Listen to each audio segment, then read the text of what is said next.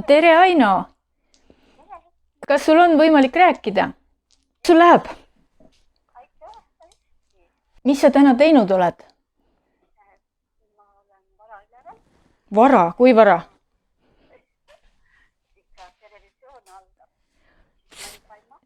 See on ju enne 7 juba algab. Keegi saatis sulle juba linnukesed peegelpildis ja sa ei saanud aru, mis keeles on. Kas sa tead, kus kohas kasutatakse tänaval peegelpilti?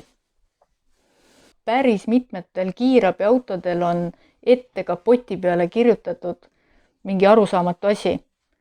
Ja see ongi kiirabi peegelpildis. Aga tead sa miks? Et huvitav oleks, ei ole. Huvitav on küll, aga sellel on praktiline põhjus. Et kui autojuht vaatab, ju näeb tagapool sõitjaid läbi peegli ja temale paistab see õiget pidi siis.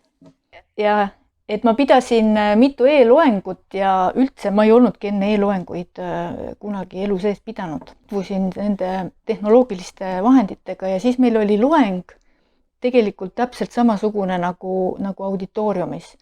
Mis sa arvad, teeme meie ka ühe võimlemise? Tõsta, selg sirgu, eks ole, ja siis tõsta parema käe põlv ülesse ja hoia. Ja vasaku jala põlv ülesse ja hoia. Ja varvas tõmba ülespoole enda poole, mitte nagu baleriin, vaid vastupidi, siukene labidas jalg.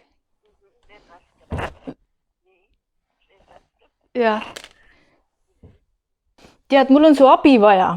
Mul anti õhtuks tellimus, et on vaja teha lumepalli magustoiduks, aga seal tuleb munakollane eraldada valgest ja pesed. Miks? Mitte tilgakestki ei tohi kollast valge sisse minna. Et kui juhtub minema kollast valge sisse, siis võtad munakoore tükiga ära. Mul on siin 2 täringut siin peo sees. Ma veeretan selle ära. 4. Nii, ja teine tuleb 3. 43 aastat tagasi. Mis see siis teeb?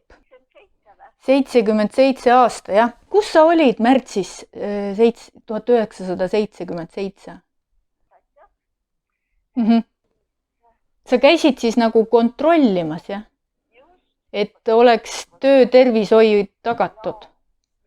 Ja kirjutasid ettekirjutusi või? Tegid trahvi või? Tegidki või? Tuul tõmbas siis. Okei. Väga huvitav, ma ei teadnud seda. Ahaa, kaubareisil. Ja mäletad ka, mida sa ostsid? Marati asju.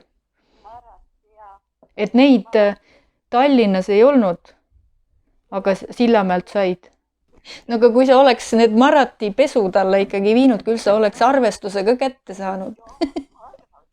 Täiesti juhusliku aasta panime praegu täringutega ja sa olid sellel ajal komandeeringus, pikas komandeeringus.